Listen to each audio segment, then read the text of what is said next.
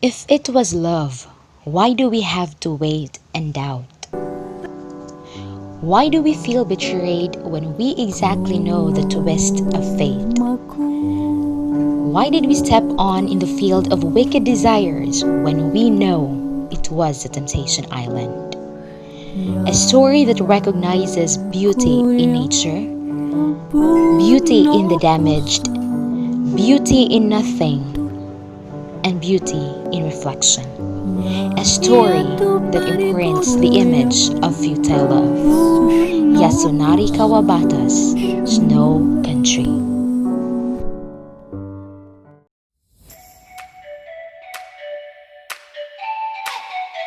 Suazanin! Hi everyone! How are you? I hope you are all doing just fine. Let us make use of this quarantine time to gain new learnings. For today, we offer you one of Japan's remarkable works in the arena of literature, the work of Yasunari Kawabata, Snow Country. Here's Nicole for the background. Background of the work. Snow Country is a short novel by Yasunari Kawabata, published in Japanese in 1948 as Yukiguni. The work began in 1935 and was completed in 1937, with the final version completed in 1947. It deals with psychological, social, and erotic interaction between an aesthete and a beautiful geisha. This novel is widely considered to be the writer's masterpiece, a powerful tale of wasted love set amid the desolate beauty of Western Japan. At an isolated hot spring, with snow blanketing every surface, Shimamura, a wealthy dilettante, meets Komako, a lowly geisha. She gives herself to him fully without remorse, despite knowing that their passion cannot last and the affair can have only one outcome. In chronicling the course of this doomed romance, Kawabata just created a story for the ages, a stunning novel dense in implication and exalting in its sadness. Background of the author. Yasunari Kawabata was born on June 11, 1899 in Osaka, Japan. He was one of Japan's most distinguished novelists.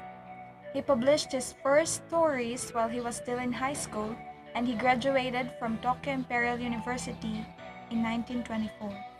He served as the chairman of the PEN or Pen Club of Japan for several years, and in 1968, he became the first Japanese writer to receive the Nobel Prize for Literature. The sense of loneliness and preoccupation with death that permeates or feels much of Kawabata's mature writing possibly derives from the loneliness of his childhood, for he was orphaned early and lost all near relatives while he was still in his youth. Kawabata made his entrance into the literary world with the semi-autobiographical Izo no Odoriko, or The Izo Dancer, in 1926. He also wrote Yukiguni, or Snow Country, in 1948, Yama no Oto, or The Sound of Mountain, and Sembazuro, or The Thousand Cranes, in 1949, which was considered to be his best novels. Settings.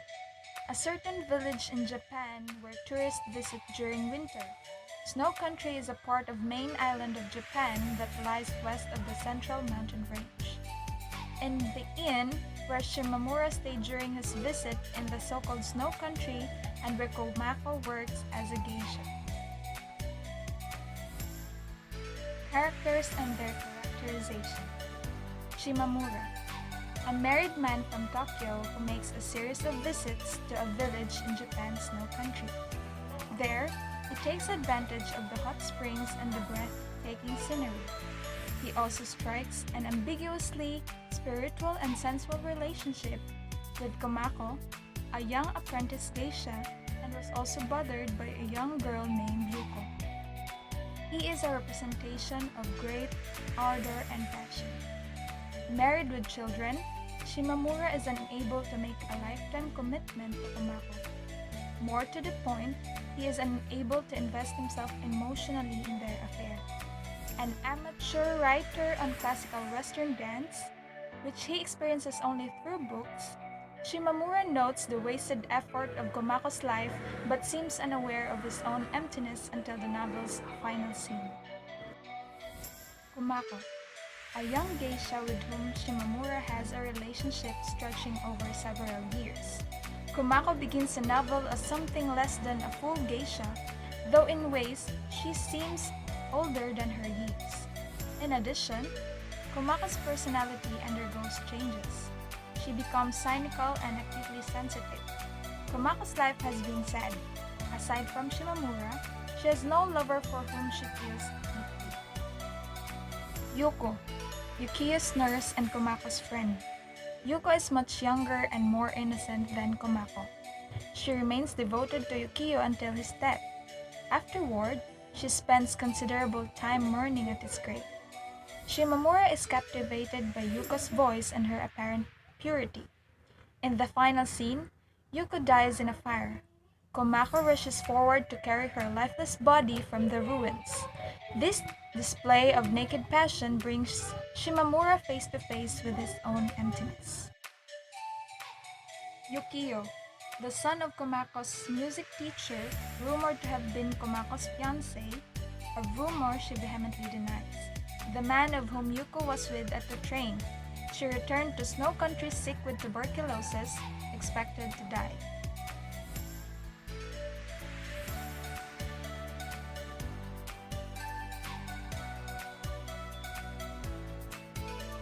And now let's begin the story.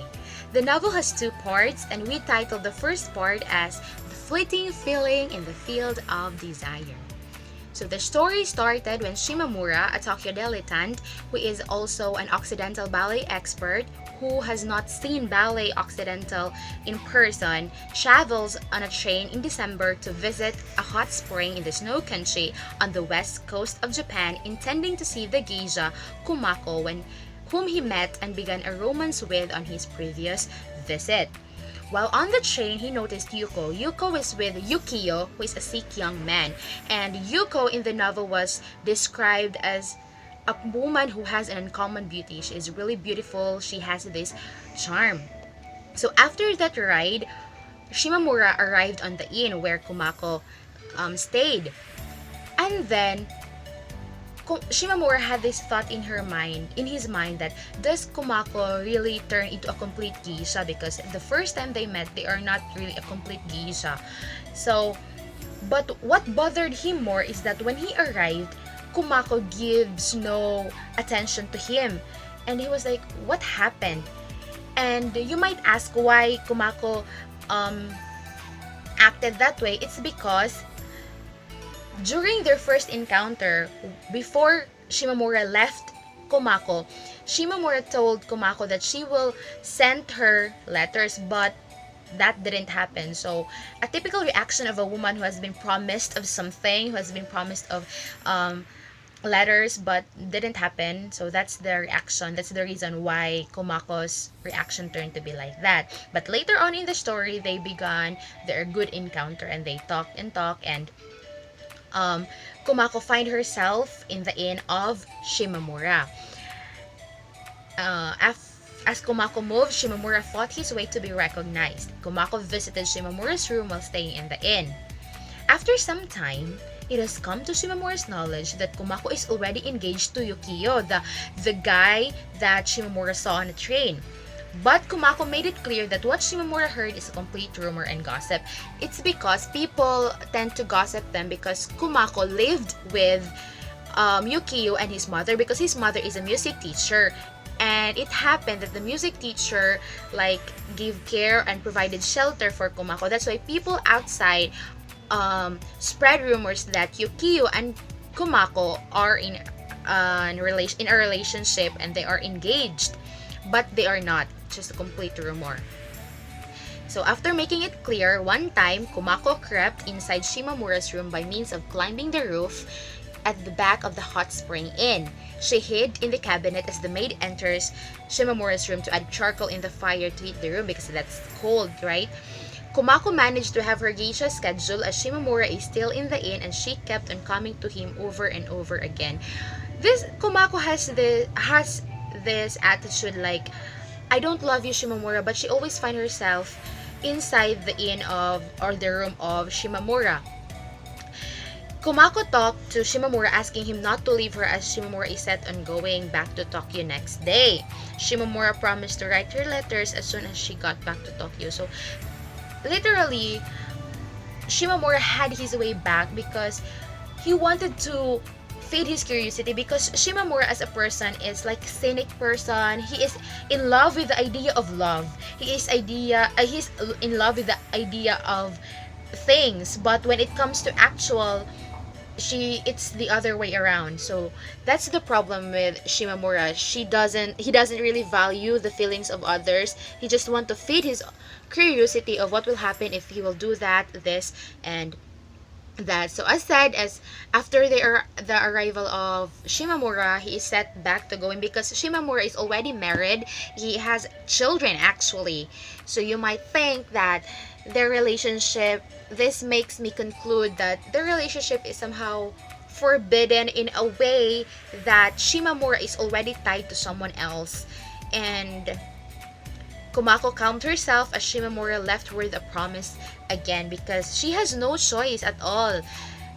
She were left she was left with a promise, and after that Shimamura went back to Tokyo, and that is the end of the first part. Part 2. Pierced and United for a Season. It was egg-laying season for months as Shimamura left Tokyo, leaving his wife and his children, since he promised Komako that he would come again in February. So upon arriving, the two talked about how things work when they were apart, and that includes how Komako stopped being a geisha. Yes, Komako stopped being a geisha after the death of Yukio. So after Yukio's death, Komako moved out from the coast, but then came back a little later to live with a family who owns a small shop. And this is the sad part here on for Komako's side, because he resumed working as a geisha even if she doesn't really want to be a geisha. She was left with no choice but to be one. And Kumako, in denial and uncertain stage, finally had the courage to ask Shimamura what is the real score between them. Because Kumako as a woman wants certainty. She wants assurance. What is the real score between them? What has Shimamura has for her? And in her queries and doubts, she received no answer. Despite their vague relationship, Komako continued sharing and revealing a lot of intimate details about herself. So see, in here, Komako has an affection for Shimamura. It seems like she's the only one working or fighting for their relationship, if that is a relationship. And Shimamura is just standing there and passing things, allowing things to flow like how it should flow.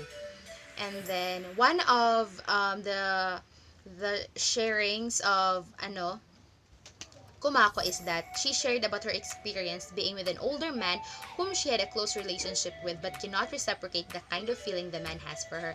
This is maybe because Kumako has someone already in her heart, and that's Shimamura. That's why it's hard for her to let this older man stay in her heart, because Shimamura is already there.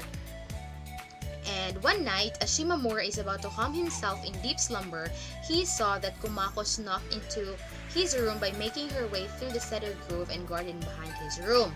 The two then decided to go on a walk to the cemetery, and as they freely allowed themselves to be devoured by the coldness of the night, they met Yuko and they had a small talk. You might ask why Yuko was there. It is because Yuko keeps on visiting the graveyard of Yukio. So because in the novel you can grasp that Yuko has something for Yukio and Yukio has something for Komako.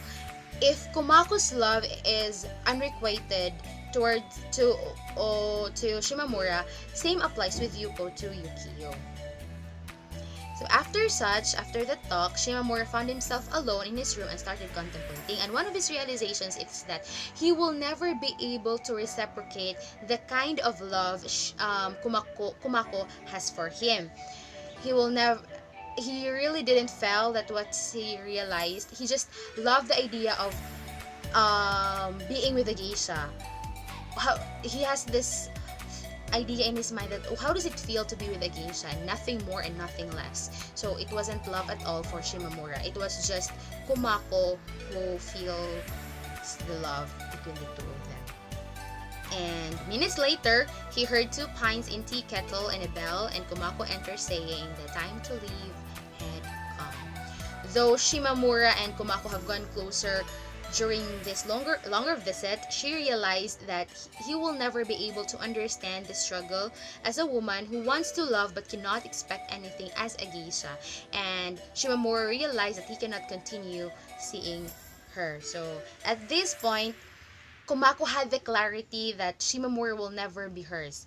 Shimamura is not the one for her, and the same applies to Shimamura. Shimamura had also the clarity that what he feels towards Komako is just a complete fruit of his curiosity.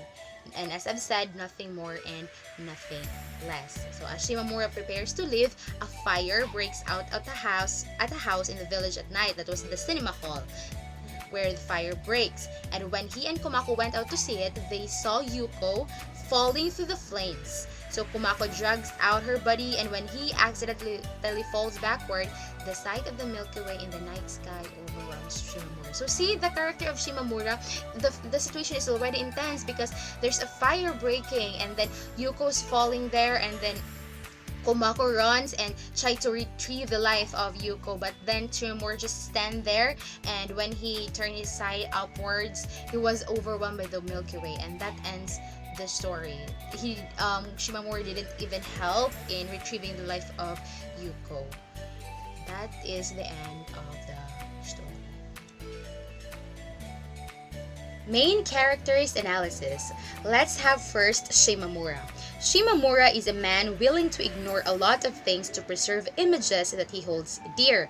As I described him earlier, he's a cynic man. He loves the idea of things around him, but when it comes to actual or in reality, there's a different vibe. So he prefers it to be like an idea. A clear example of this is his expertise in Occidental ballet when he himself hasn't seen one in person. And he denies Kumako's declarations of love as nothing more than lust. He dismisses the evolving nature of the relationship with his every visit, and he chooses to view Kumako as nothing more than a woman of pleasure, even as he knows her to be more.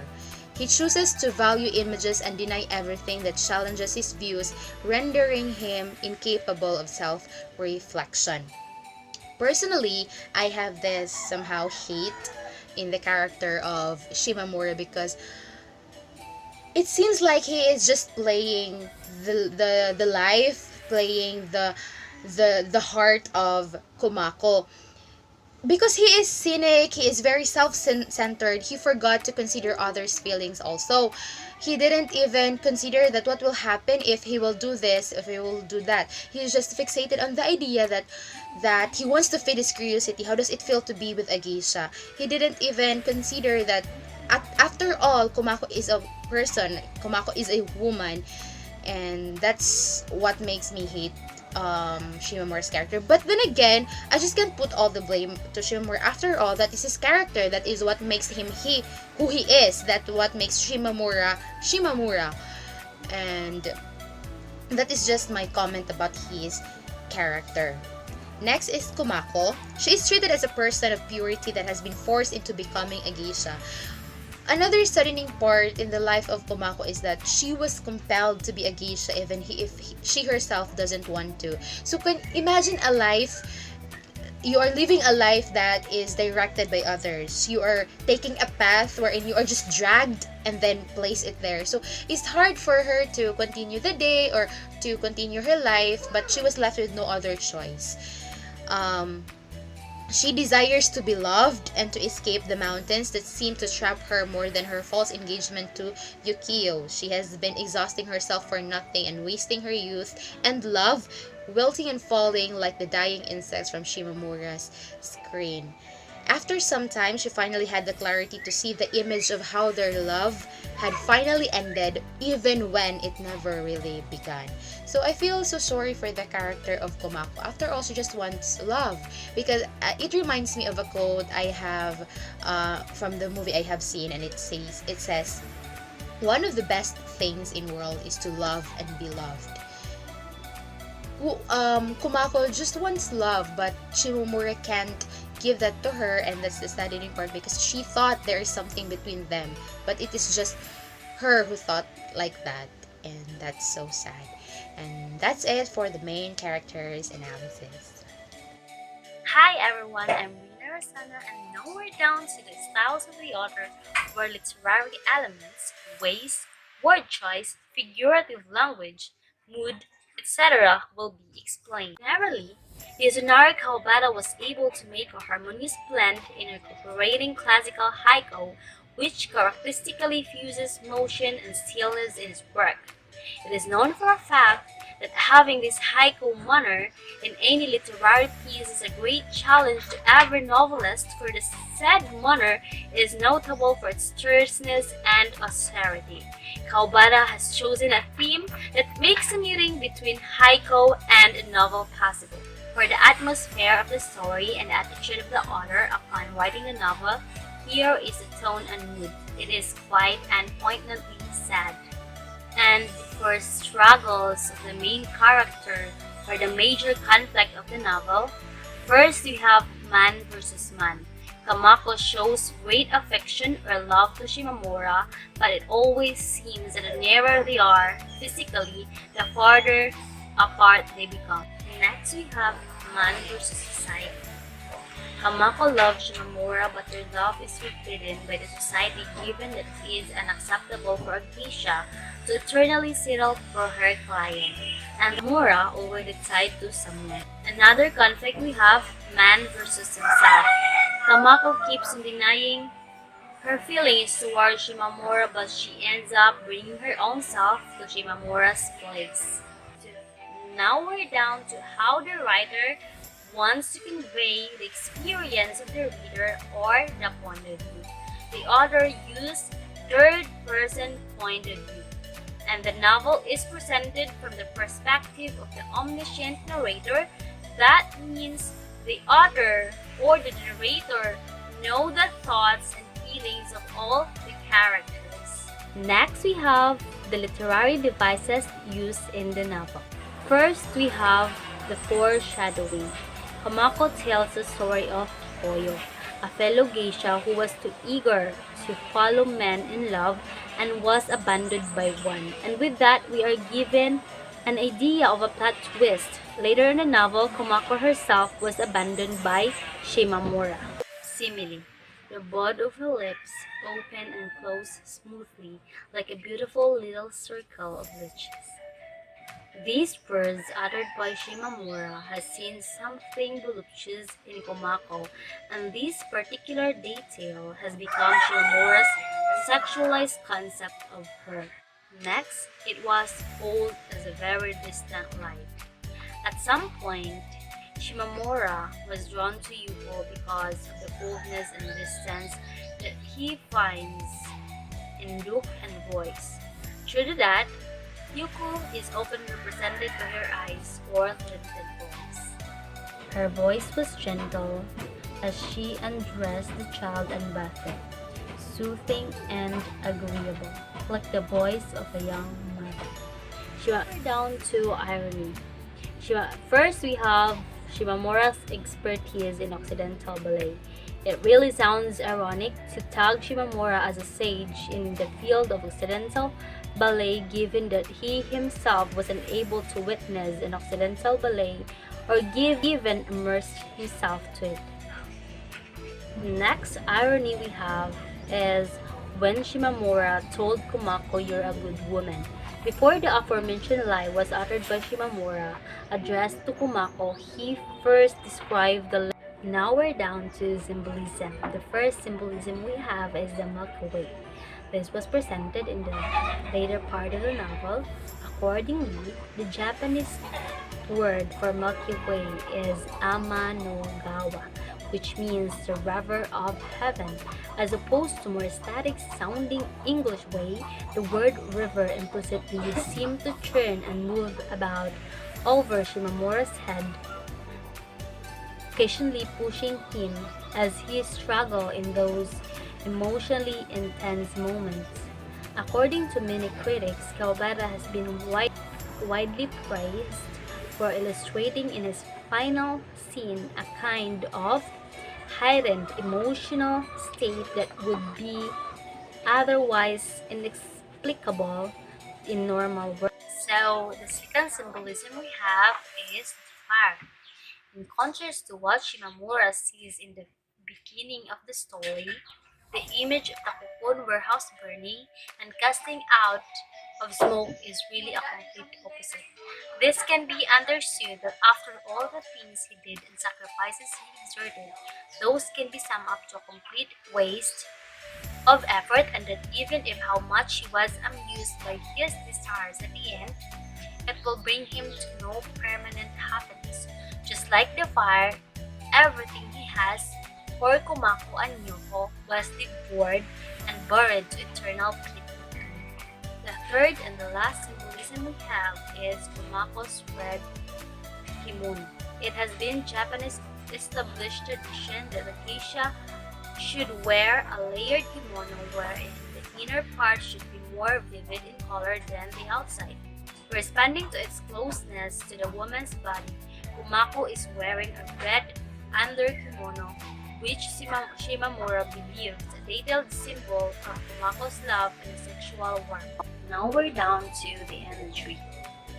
So first imagery we have is the sky was longing over, mountains still and the sunlight stood out against shadowed mountains.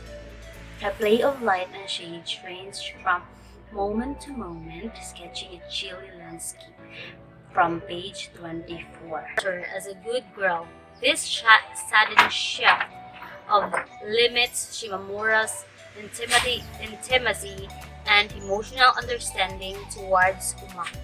Second imagery we have is before a whole wall shaded by leaves, a little girl in mountain trousers and orange red flannel kimono, clearly branded new, was bouncing a rubber ball. For Shimamura, there was autumn in a little scene. Now we're down to third imagery of the novel. So following a stream, the train came out in the plain. A mountain caught in the top in curious notches and spires fell off in a graceful sweep to the far skirts. Over it the moon was rising, the solid integral shape of the mountain taking up the whole of the evening landscape. There at the end of the plain was set off in the deep purple pale light of the sky. The moon was no longer an afternoon white. Fourth imagery. The fine-grained chest of drawers and the expensive vermilion lacquered sewing box relics perhaps of her years in Docky, whereas they had been in the attic that so resembled an old paper box, but they seemed sadly out of the place in these plated second floor rooms, page 24. So for the fifth imagery, we have along the coast the sea roars, and inland mountains roar, the roaring at the center like a distant clap of thunder, from page 46. For the sixth image, we have Kaya plums waved on the steep slope of the mountain opposite, a dazzling silver in the morning sun, dazzling and yet rather like the fleeting translucence that moves across the autumn sky. From page 140. Now we're down to the underlying message or the themes of the novel. First, we have love is something that naturally flows and not a current that is designed to be forced. This can be learned from the experience of a certain character in the story. Generally, this is true to everyone. We can force to love someone and we can force to not love someone. Once the feeling is there, what we can only do is make that love be known and feel by the person we love. Second, we have unrequited infidel love always lead lovers to a painful separated paths. It is indeed true to the characters in the story, Yoshimura and Komako. To be truly happy, we need to stay to the person who feels the same to avoid pain in the future. Third, we have well-defined and established set of standards are hard to contradict. Yes, we have those norms and standard that is meant to follow. We can't bend a well-established and structured standards like, for example, laws, tradition, or social rules. Never invest too much emotion onto something forbidden and uncertain. Yes, we can learn that from the story, from what Komako does and feel to Shimamura. Knew what would happen to a forbidden relationship, but still she pursued it and hurt in the end. We all experience things like that. It may not be love or relationship, but if we pursue things or invest too much on emotion that we know is wrong, we will end up hurting ourselves and the people we love in the end. The last theme we have is allowing yourself to be caged to figurative words and scripted acts is like imprisoning oneself to an eternal and unseen seal of misery, loneliness, and despair. Yes, it is generally true and is experienced by everyone. Good morning, everyone. I am Mega Teresa Munin, and I'm here to continue the discussion of the story Snow Country. Here are the quotable statements we found in the novel Snow Country. First, an affair of the moment, no more. Nothing beautiful about it. You know that. It couldn't last. Shinamura at page 22. Second, it lasts longer when it's just friends. Shinamura at page 23. Number 3. I wouldn't have any regrets. I'll never have any regrets. But I'm not that sort of a woman. It can't last. Don't you say so yourself? Kumako at page 27. That sort of thing would be easier to talk about if I had less respect of you. Shinamura at page 21. Was it sorrow at finding herself about to sink into deep a relationship with a traveler? Or at having to keep herself under control so dear a moment? Narrator at page 24. Haiko. Mountain in Anton. In her new red kimono, she bounces a ball.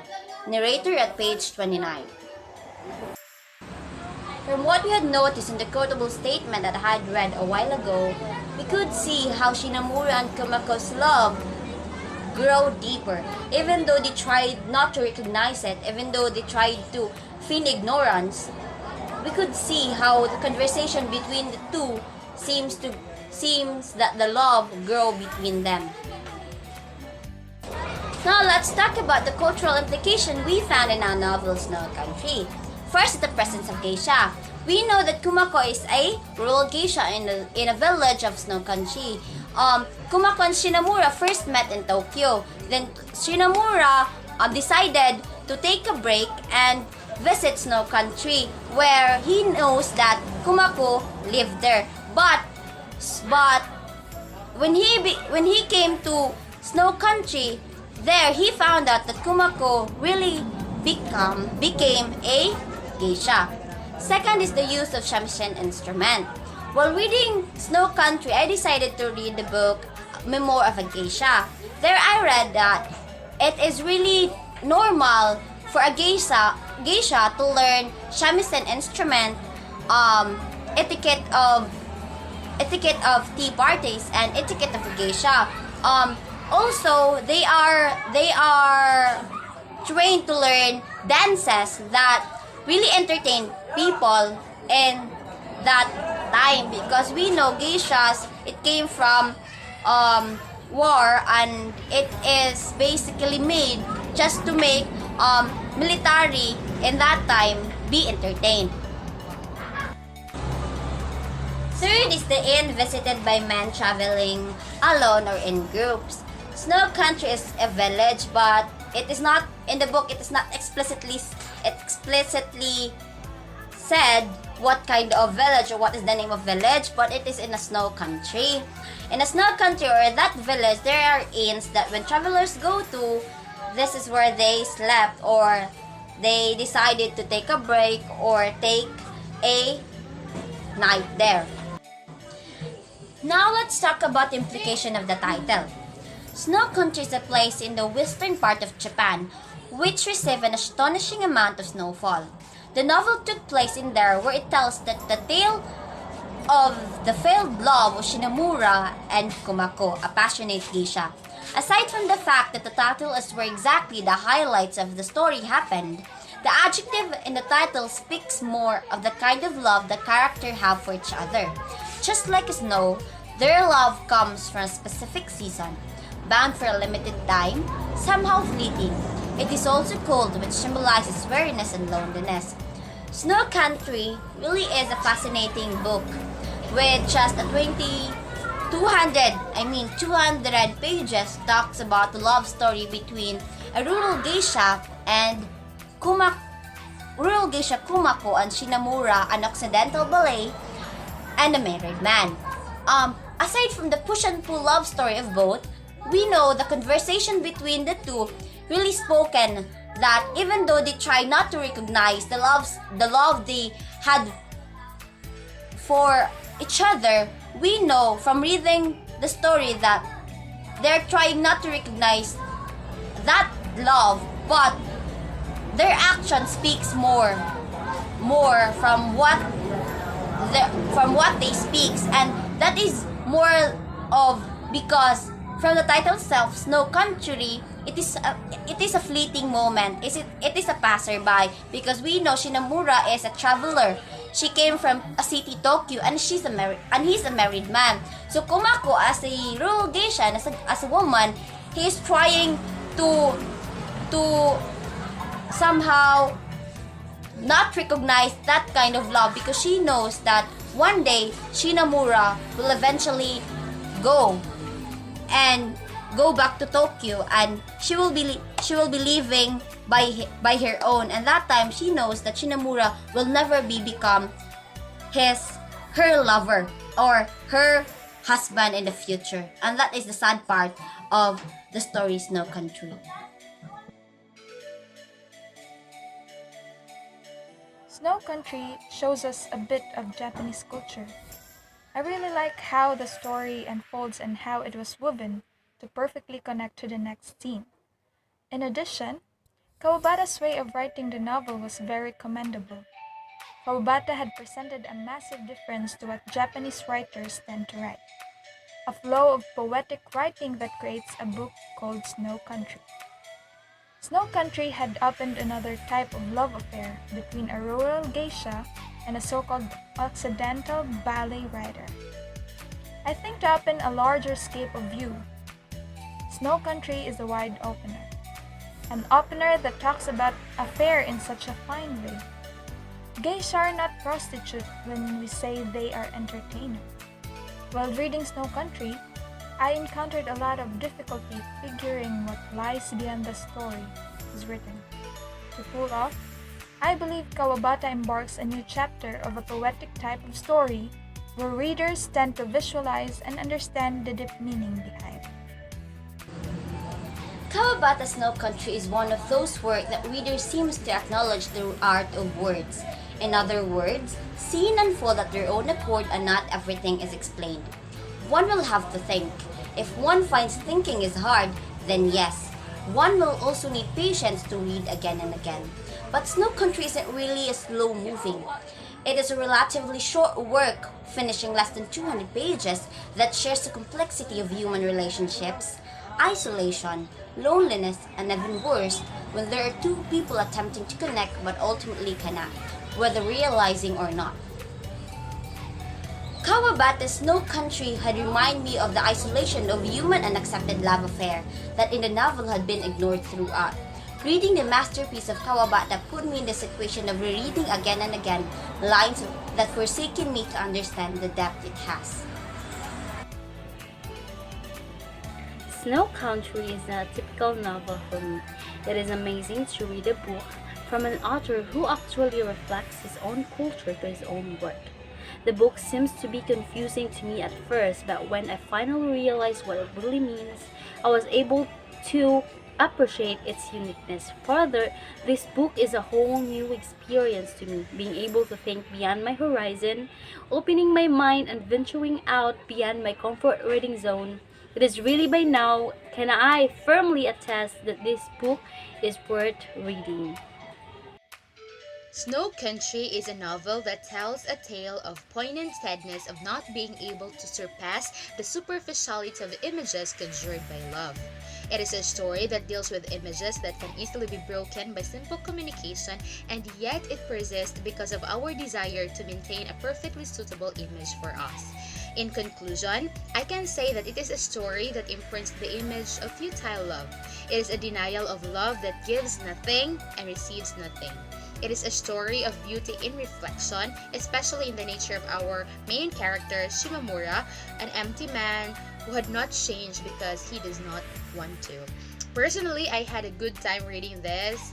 I was really attached to the story, and it makes me give some comments and insight while reading this. And I hope you'll find time reading the novel yourself.